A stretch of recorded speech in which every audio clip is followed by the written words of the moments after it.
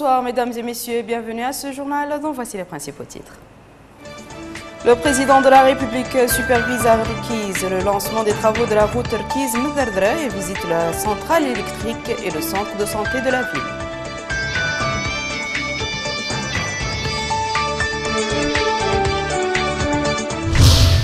Les populations d'Rkiz ont réservé au président de la République un accueil chaleureux traduisant leur attachement aux choix nationaux de développement et aux réalisations accomplies.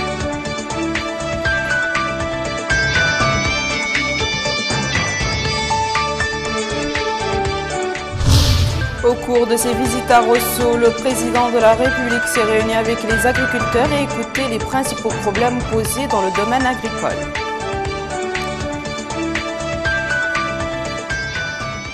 Merci de vous joindre à nous, mesdames et messieurs. Le président de la République, M. Mohamed Abdelaziz, a adressé le message de félicitations qui suit à son Excellence M. Pierre Nkurunziza, président de la République du Burundi. Ce message est ainsi libellé.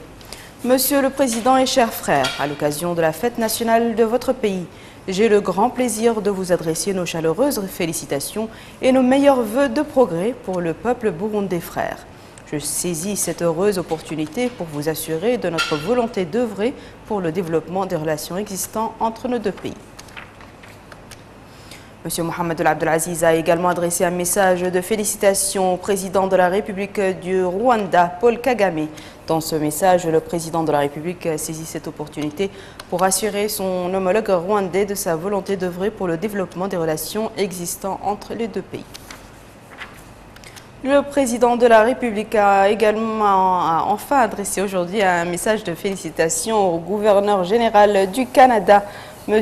David Lloyd Johnson, et ce à l'occasion de la fête nationale de son pays.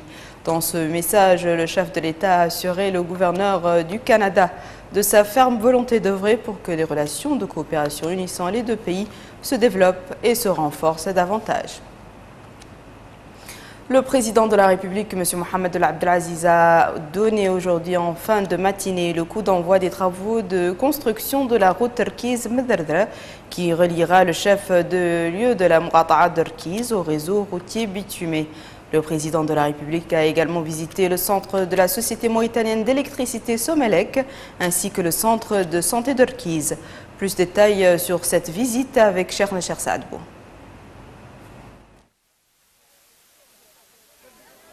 Par ce geste, le président de la République donne ainsi le coup d'envoi des travaux de construction de la route Rkiz-Mderdra qui reliera le chef-lieu de la Muqata'a d'Rkiz au réseau routier bitumé, contribuant ainsi à désenclaver à large échelle la wilaya de Trarza d'une façon générale. Cette route, qui est d'une longueur de 55 km, sera réalisée en 24 mois pour un montant de 5,5 milliards d'ouguiya, supporté par le budget de l'État. Les travaux de construction seront effectués par un établissement spécialisé relevant du génie militaire sous le contrôle de l'Agence nationale des études et du suivi des projets avec la supervision de la direction des infrastructures au ministère de l'Équipement et des Transports. Le président de la République a reçu des explications techniques relatives à la construction de cette route. Une occasion aussi pour le ministre de l'Équipement et des Transports, M. Yahya Ould-Haddemin, d'indiquer qu'avec la fin des travaux de cette route, tous les chefs-lieux des Muqata'a seront reliés au réseau national bitumé, concrétisant ainsi un rêve qui a longtemps caressé les populations de la Muqata'a. Le ministre a ajouté que le bilan des réalisations du département au cours des 4 dernières années a été de 1100 km et que les réalisations se poursuivent, précisant que 1200 km de routes sont actuellement en cours d'exécution. Pour sa part, le maire de la commune d'Rkiz a passé en revue les grandes lignes du programme du président de la République et les importantes étapes réalisées sur la voie de l'exécution de ce programme. Le maire a souhaité, au nom des populations de sa commune, la bienvenue au président de la République, affirmant la fierté de ces populations de l'intérêt qu'accorde le chef de l'État au développement économique et social du pays en général et aux couches les plus vulnérables et aux pauvres en particulier. Le maire a en outre indiqué que les populations de sa commune sont mobilisées aux côtés du président de la République pour soutenir les efforts qu'il déploie constamment au profit de la nation. Le président de la République avait reçu auparavant du maire de la commune d'Erkiz les clés de cette commune. Ensuite, M. Mohamed Ould Abdelaziz a visité le centre de la Société mauritanienne d'électricité Somelec dans la ville qui dispose de 2 groupes électrogènes. Enfin, le président de la République s'est rendu au centre médical où il s'est informé des prestations qu'il dispense au profit des populations. Le président de la République s'est promené dans les différents compartiments de ce centre, notamment la pharmacie. Le président de la République est arrivé ce matin à Arkiz dans le cadre de la visite qu'il effectue au Trarza et au cours de laquelle il a donné le coup d'envoi d'importants projets. Le président de la République a été accueilli à son arrivée par M. Yahya Ould Haddamin, ministre de l'Équipement et des Transports, le Hakam de la Muqata'a d'Arkiz, M. Zain Al-Abidine Ould, entouré de son adjoint, des élus, des cadres et notables de la Muqata'a. Le président de la République a salué les personnalités venues l'accueillir. Voici un aspect de ces images.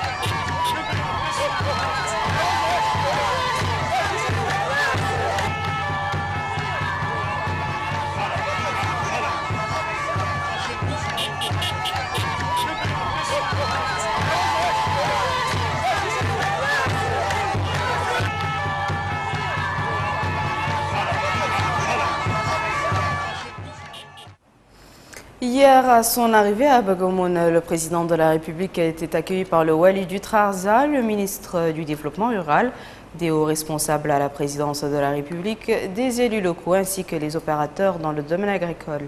Le président de la République avait supervisé le démarrage de la campagne agricole 2013-2014, marquée cette année par l'aménagement de 2500 hectares au profit des wilayas du Trarza, du Brakna, du Gorgol et du Guinimaka.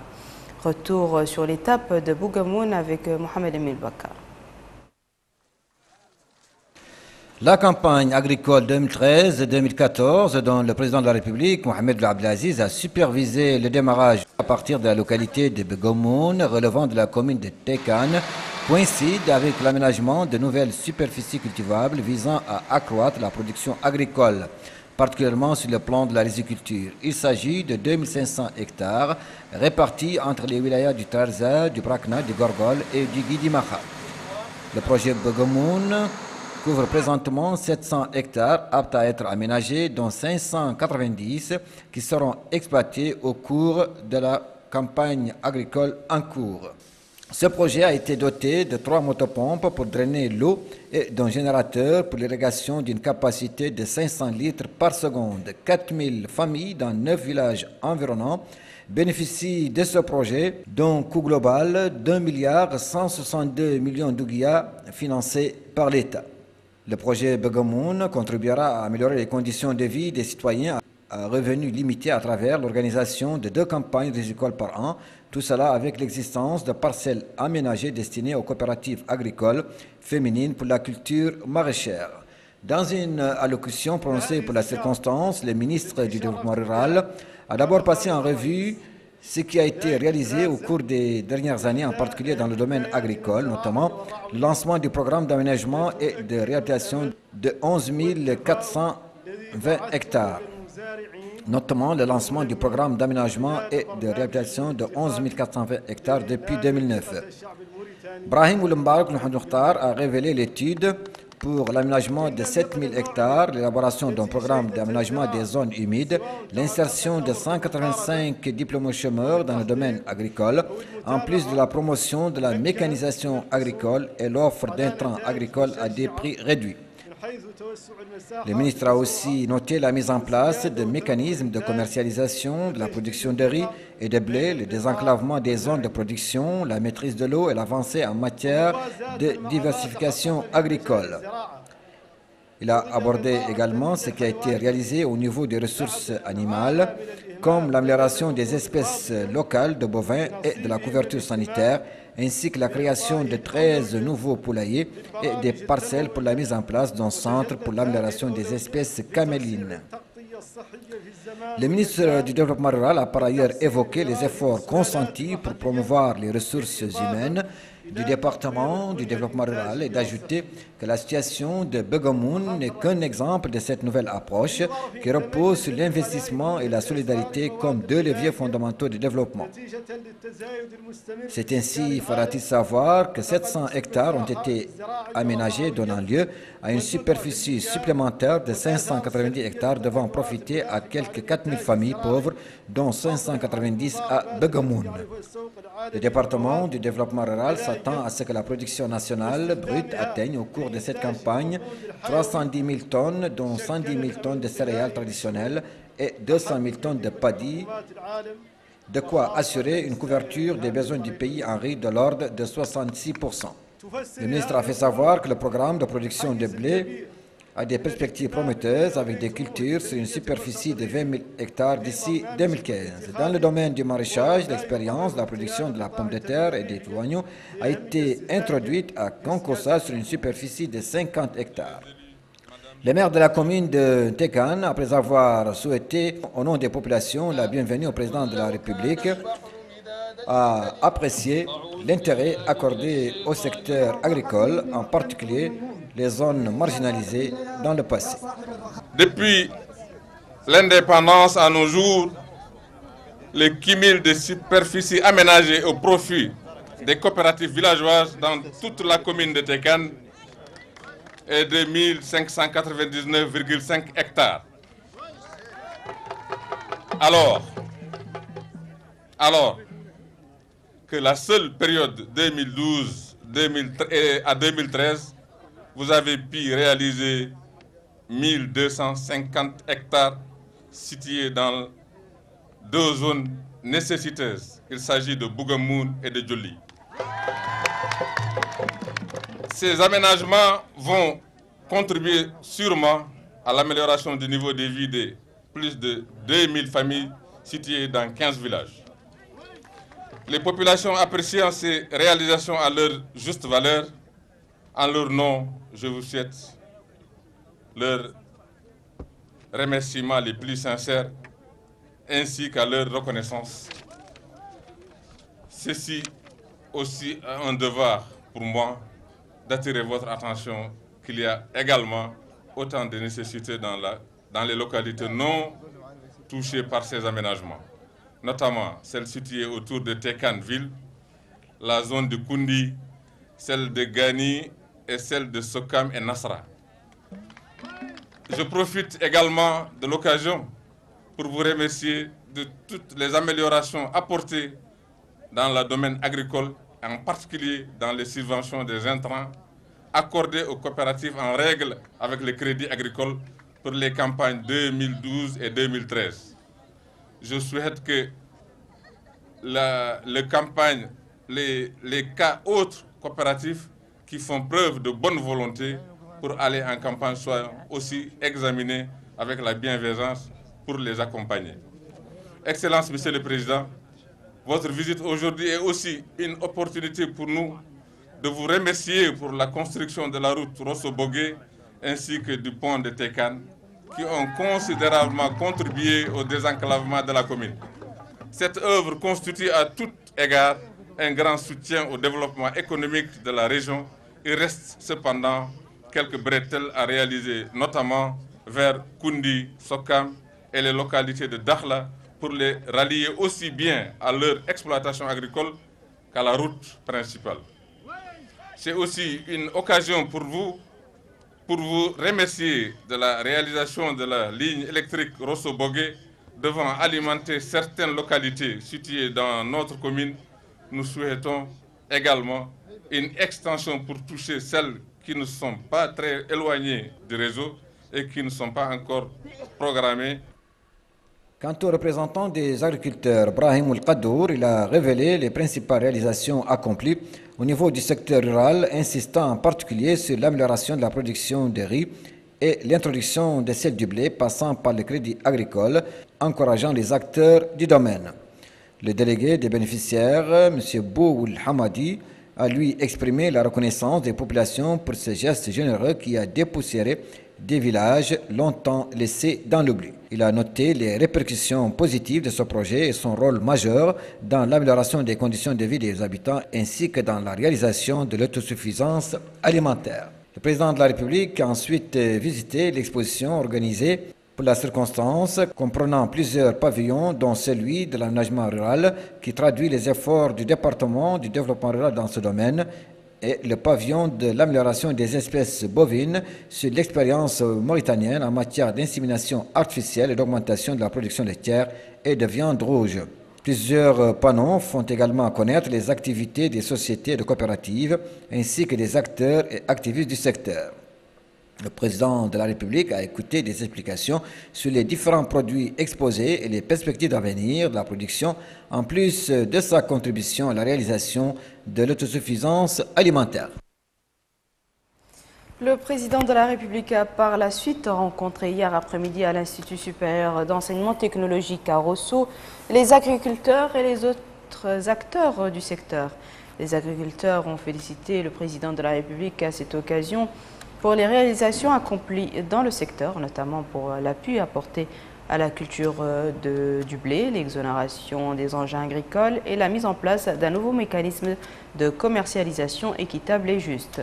La rencontre s'est déroulée en présence des ministres du Développement rural et du Commerce, de l'Industrie, de l'Artisanat et du Tourisme, du directeur du cabinet du président de la République et du Wali du Trarza.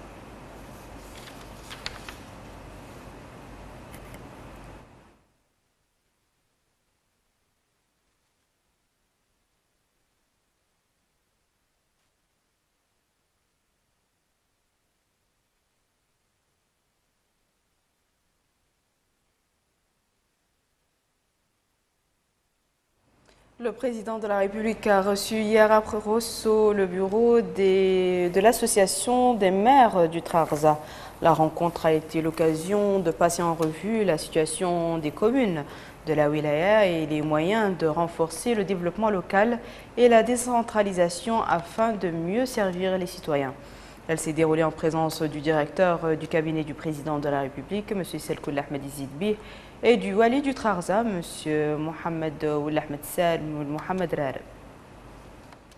Le président de la République a effectué hier une visite au centre hospitalier régional de Rosso. Le chef de l'État a visité les différents services de cette structure sanitaire régionale, englobant plusieurs spécialités et d'une capacité de 150 lits. Il a aussi écouté des explications sur le rôle de ce centre construit en 2010 au kilomètre 7 au nord de la ville. Monsieur Mohamed Abdelaziz a été accueilli à son arrivée par le ministre de la Santé, M. Ahmed Hadamil Jelvoun. Ce centre hospitalier contribue largement à atténuer les souffrances des populations de Rosso, en particulier celles qui ont été déplacées en raison des inondations que connaît la ville à chaque hivernage.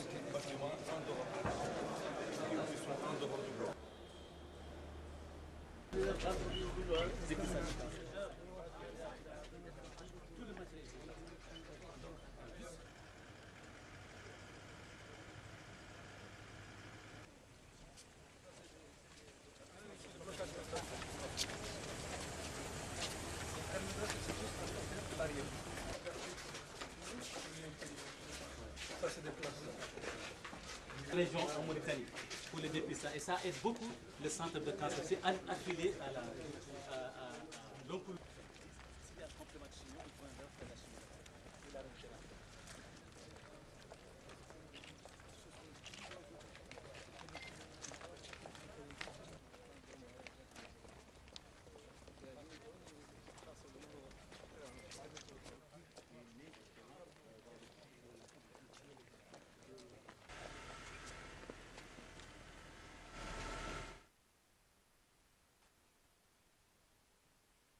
Le président de la République est arrivé à Rosso en provenance du village de Bougamoun à l'est de Rosso, après avoir donné le coup d'envoi de la campagne agricole 2013-2014.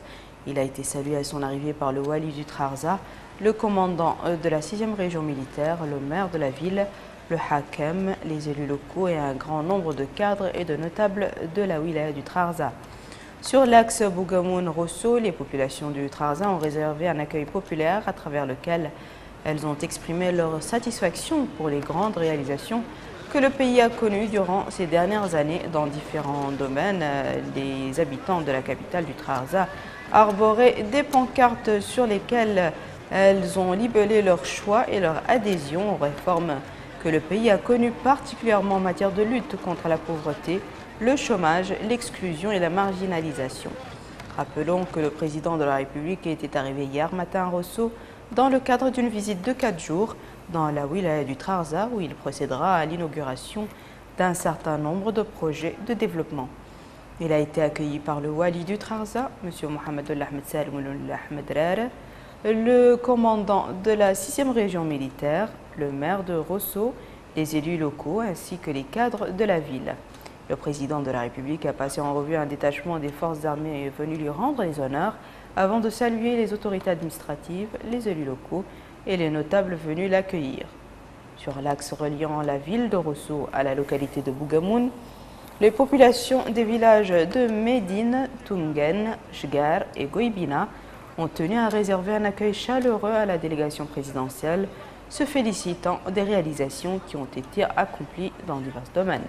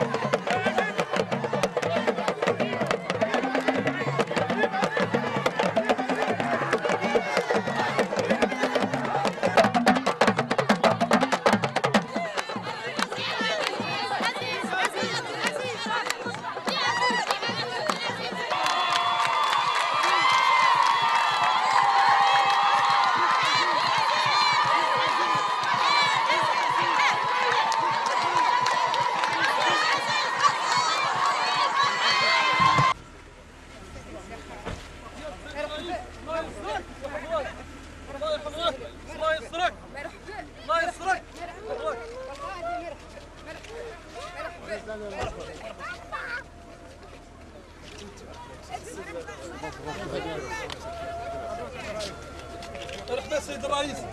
مرحبا. مرحبا سيد الرئيس. مرحبا سيد الرئيس. والله يلا علي ذاك مرة. سيد الرئيس هاي لا جنازة الفجرية كامل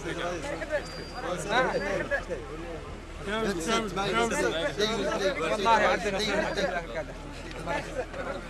مرحبا مرحبا مرحبا مرحبا برئيس الفقراء. سهلا يا مرحبا برئيس الفقراء. مرحبا محمد بن عبد العزيز.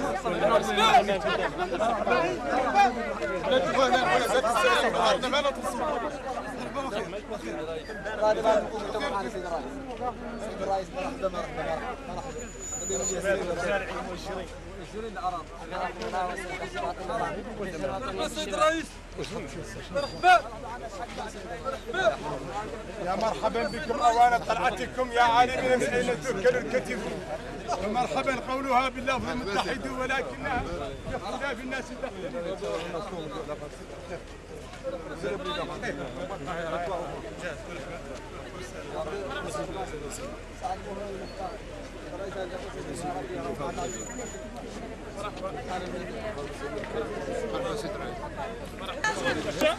قلت لي تنظموا سيد الرئيس. بالشارع تعال سيد الرئيس. بنية البلد. بنية البلد. بخير بخير. والينا والي عادل.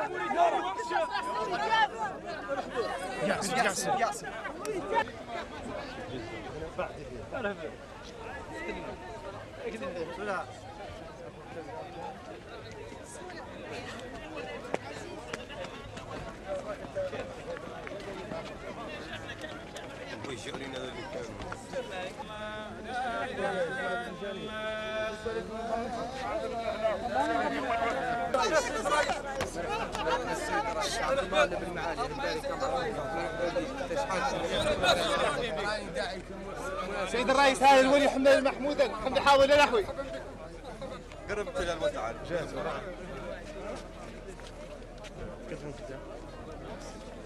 قربت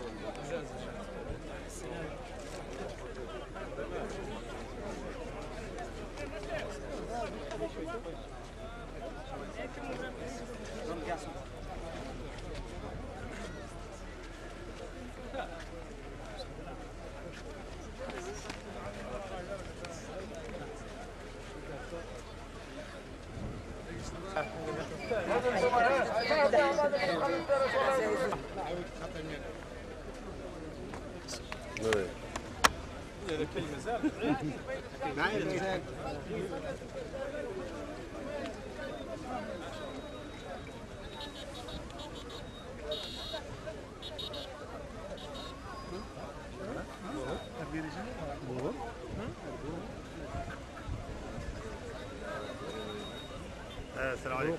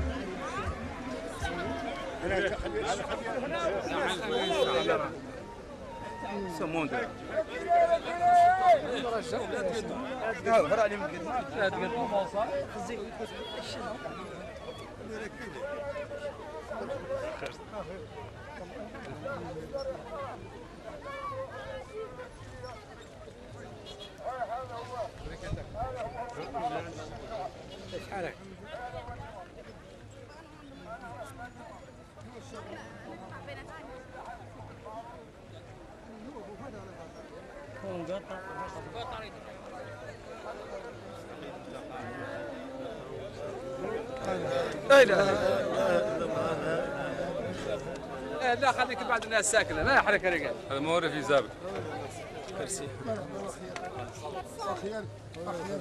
بخير ايوا ما لكم ليش مخسر عليكم ولا تنور التهونات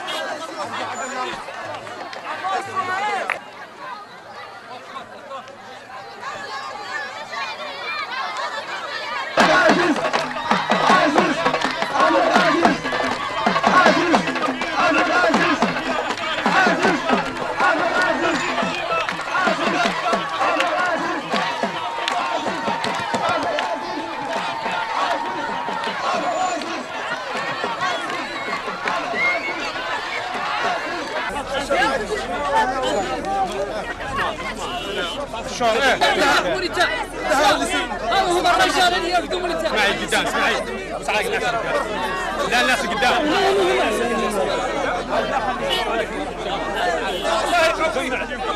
Yeah!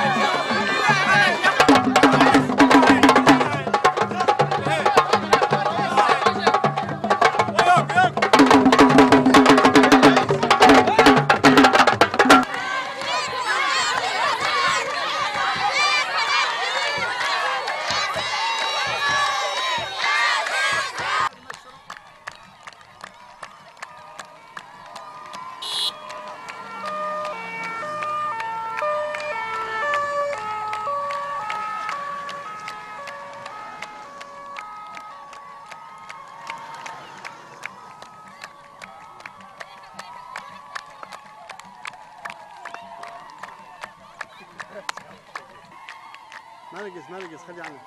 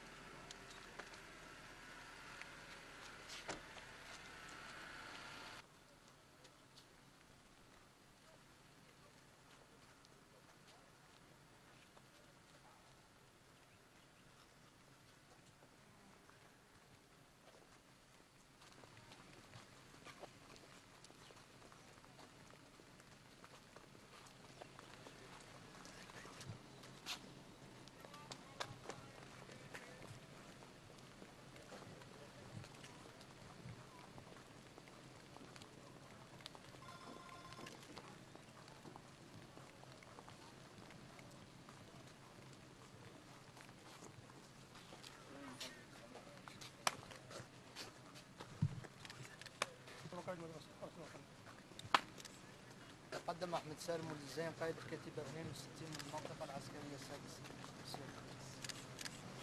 مقدم سالم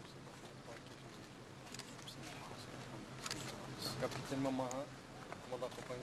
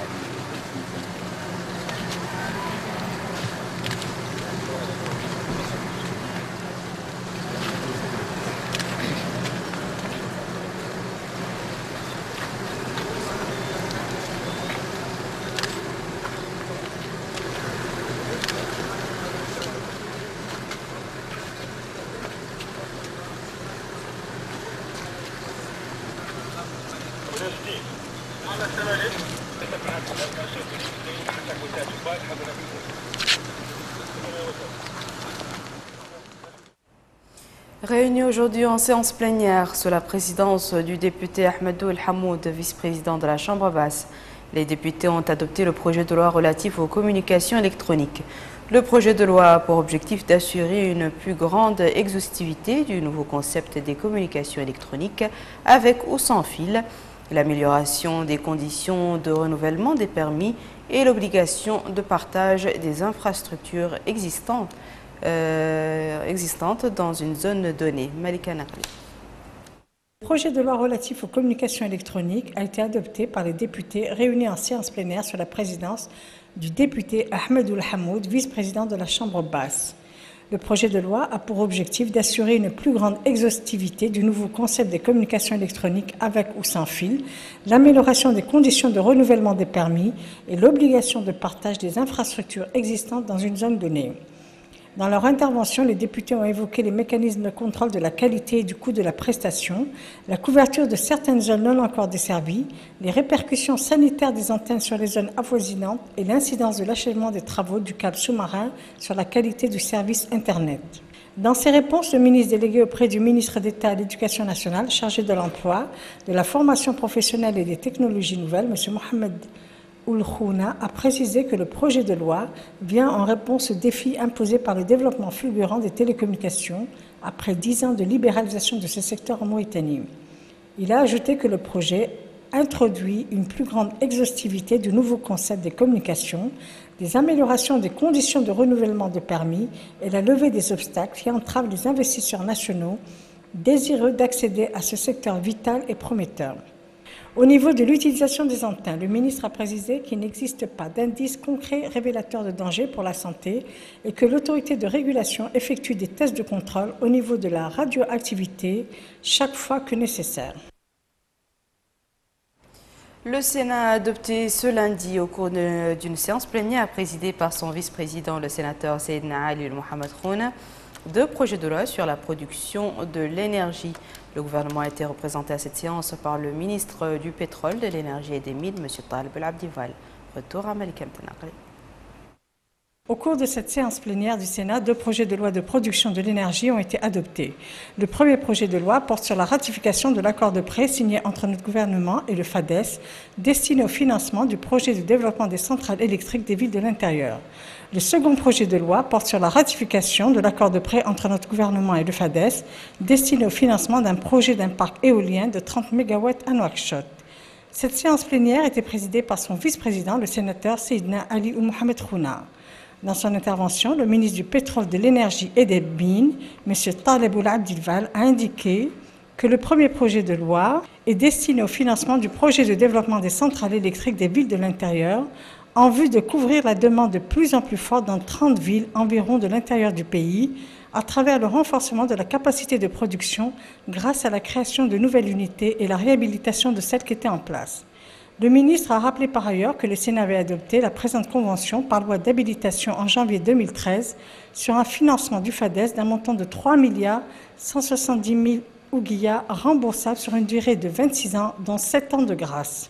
Le premier lot des centrales sera réceptionné au cours du mois prochain, a dit le ministre, soulignant que ce projet intervient pour garantir la disponibilité de l'électricité en attendant le parachèvement de la stratégie nationale basée sur la diversification des sources énergétiques et d'interconnexion du réseau. Évoquant le second projet de loi portant ratification de l'accord de prêt entre le gouvernement mauritanien et le FADES, destiné au financement du projet d'un parc éolien de 30 MW à Nouakchott, le ministre a indiqué qu'il s'inscrit dans le cadre de la stratégie nationale visant la diversification des sources d'énergie et particulièrement l'utilisation de l'énergie renouvelable. Le présent projet contribuera à couvrir les besoins croissants en électricité au niveau de Nouakchott et ses quartiers périphériques à travers la création d'une centrale électrique éolienne d'une capacité de 30 MW et sa connexion au réseau du transport d'électricité dans la ville. Le ministre a précisé que le montant global de ce prêt est de 15 milliards d'ouguiyas environ, remboursables sur une période de 25 ans, dont 7 ans de grâce. Au cours du débat qui a suivi l'intervention du ministre, les sénateurs ont demandé des éclaircissements quant à ces deux projets de loi et loué par ailleurs les efforts déployés pour couvrir les besoins nationaux en énergie. Le ministre a répondu aux différentes interventions des sénateurs, après quoi les deux projets de loi ont été adoptés. Toujours au Sénat, la commission économique et du plan s'est réunie sous la présidence de son président, M.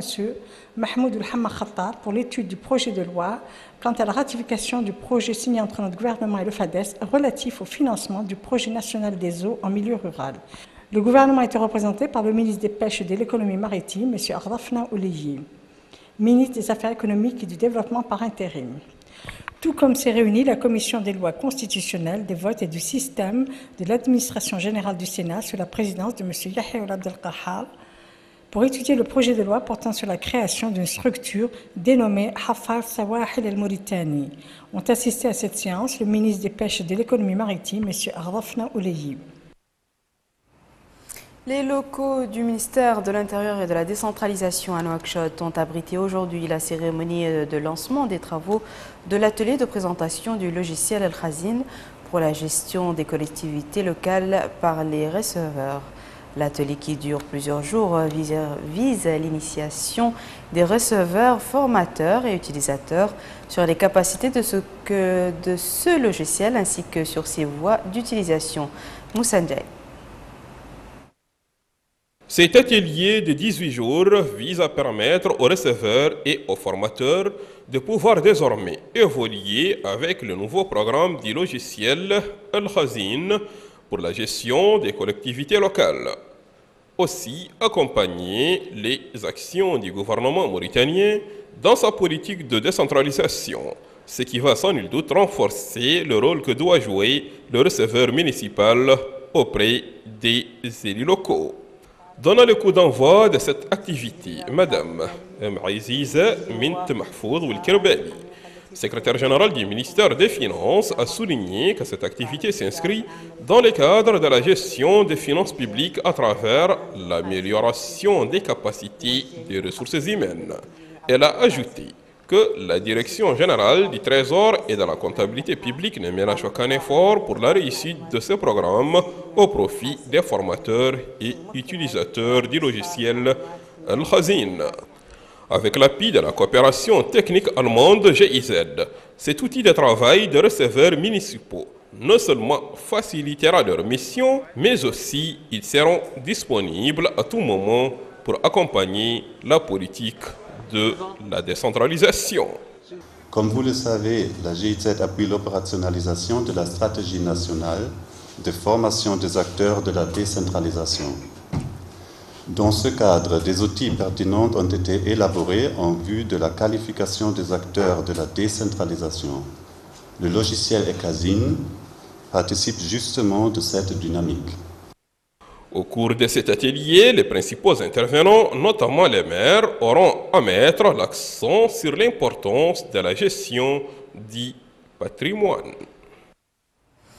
Nouakchott a abrité ce lundi la cérémonie de lancement des travaux de l'atelier sur le lancement de la communauté mauritanienne des praticiens de la gestion axée sur les résultats de développement organisé conjointement par le ministère des Affaires économiques et du développement et la coopération allemande.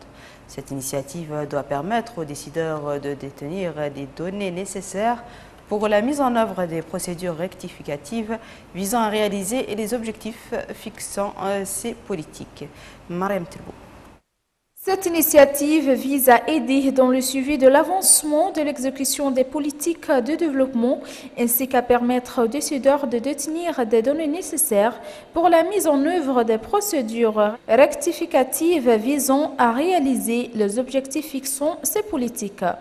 Dans un mot prononcé pour la circonstance, le secrétaire général du ministère des Affaires économiques et du développement, M. Cheikh Ould Houbaybib, a indiqué que cette initiative revêt une importance particulière du fait qu'elle s'inscrit dans le cadre des efforts déployés par l'État pour assurer le suivi de l'évaluation des politiques publiques adoptées dans le cadre stratégique de lutte contre la pauvreté, dont le 20 axe se rapporte au suivi et à l'évaluation. La coopération allemande appuie l'initiative ainsi que la Banque mondiale qui en assure le parrainage au niveau africain. La coopération allemande de développement soutient activement la Mauritanie dans deux domaines prioritaires, la gestion des ressources naturelles et la bonne gouvernance. Le soutien a pour objectif essentiel d'appuyer la Mauritanie pour améliorer la gouvernance à travers un appui à la chaîne de contrôle des finances publiques, et la mise en œuvre d'une politique durable de gestion des ressources naturelles. De son côté, le président de l'initiative, M. Amadou Ousmane Diallo, a souligné que la mise en place de la gestion axée sur les résultats du développement est un pas important vers l'ancrage de cette démarche. Cette journée, nous la devons à l'initiative d'un groupe de cadres mauritaniens, groupe de cadres qui, en relation avec un réseau plus large à l'échelle mondiale, a jugé nécessaire de mettre en place une communauté des praticiens autour de la gestion axée sur les résultats du développement, dénommée COP Mauritanie. Cette communauté constitue l'émanation au plan national de la communauté africaine des praticiens de la gestion axée sur les résultats de développement, dénommée AFCOP, créée au Vietnam en 2007. Cette initiative a pour but d'accompagner le processus de mise en place de programmes et de contribuer au renforcement des capacités des ressources humaines. Ouverture aujourd'hui à Nouakchott d'un atelier de formation sur le traitement des questions de développement. La rencontre est organisée par le ministère de la Communication et des Relations avec le Parlement avec l'appui de l'UNICEF sur le renforcement des capacités des radios locales et privées. Retour à Moussandiaï. Comment faire face désormais aux questions de développement? Quelles techniques utiliser pour contribuer au développement local à travers quelques moyens de communication? Telles sont quelques interrogations parmi d'autres qu'environ 35 participants débattront au cours de cet atelier de formation de 4 jours sur le renforcement des capacités des radios locales et privées en Mauritanie. Prenant la parole à cette occasion, Mme Khadjetou Mithenoun, conseillère du ministre de la Communication et des Relations avec le Parlement, a précisé que cette rencontre intervient au moment où les pouvoirs publics accordent une importance particulière au secteur de l'audiovisuel. Elle a ajouté que cet atelier ne fait qu'accompagner les programmes du département de la communication visant à renforcer les capacités de différents acteurs. Avec l'appui de l'UNICEF, cet atelier vient s'ajouter à d'autres ateliers que le département du ministère de la Communication et des Relations avec le Parlement ne cesse d'organiser pour l'intérêt des producteurs des radios locales et privées. Dans un monde globalisant, marqué par la révolution technologique fulgurante, les médias sont devenus de puissants acteurs de changement. Au même moment, les besoins des populations en communication se sont accrus et les attentes se font plus fortes. En effet, les communautés aspirent à davantage d'informations, de liberté, d'harmonie et d'épanouissement.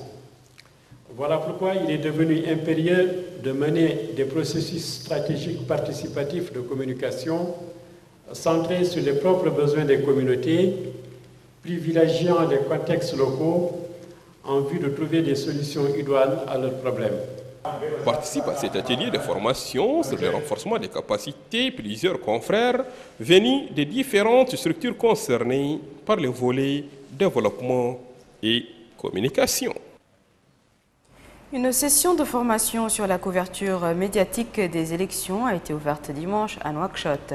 Cette session organisée par Radio Mauritanie en collaboration avec la British Broadcasting Corporation, BBC, qui durera 8 jours, va profiter à 13 journalistes de Radio Mauritanie appelés à couvrir les prochaines élections. Compte rendu, Chernecher Saadou.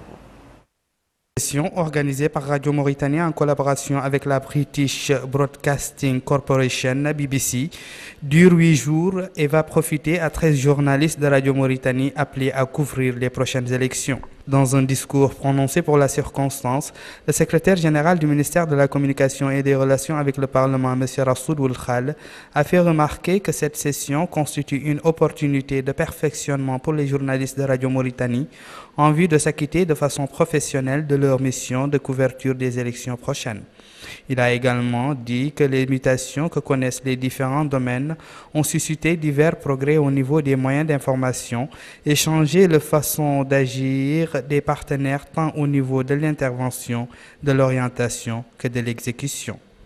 Un constat qui dicte la rénovation continue de la profession afin de l'adapter aux changements actuels, d'où la tenue de cet atelier de formation sur la couverture médiatique des élections au terme duquel les bénéficiaires seront sans nul doute plus outillés pour mener à bien leur mission. Au total, 100 jeunes Mauritaniens ont intégré le marché de l'emploi à bord des embarcations de la Fédération nationale des pêches, après avoir suivi une formation au centre d'animation et d'enseignement des professions de la pêche artisanale. C'est un compte-rendu de Cherna Chersad. Il s'agit de la première vague qui porte sur la formation de 400 jeunes en vertu d'accords tripartites signés conjointement par l'Institut national pour la promotion de la formation professionnelle et technique, la Fédération nationale des pêches et le Centre d'animation et d'enseignement des professions de la pêche artisanale et côtière. L'accord prévoit la formation et l'insertion de 2000 jeunes dans le secteur de la pêche artisanale sur un financement de la Banque mondiale. Dans son mot pour l'occasion, le directeur du Centre d'animation et d'enseignement des professions de la pêche artisanale et côtière, M. Cheikh Bouye Ould Cheikhna, a indiqué que cette formation s'inscrit dans le cadre du programme du président de la République, Mohamed Ould Abdelaziz, visant à assurer l'emploi aux jeunes et valoriser les capacités nationales. Il a ajouté que le secteur de la pêche artisanale possède d'énormes potentialités d'emploi. Au terme de la cérémonie, des attestations de fin de stage ont été décernées aux sortants. Voici à présent le rappel des titres. Le président de la République supervise le lancement des travaux de la route Terkiz-Mderdra et visite la centrale électrique et le centre de santé de la ville.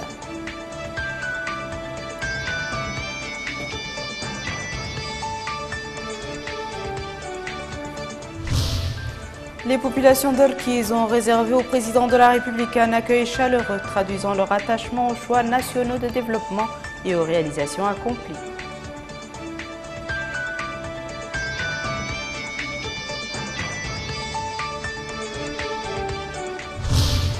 Au cours de ses visites à Rosso, le président de la République s'est réuni avec les agriculteurs et écouté les principaux problèmes posés dans le domaine agricole.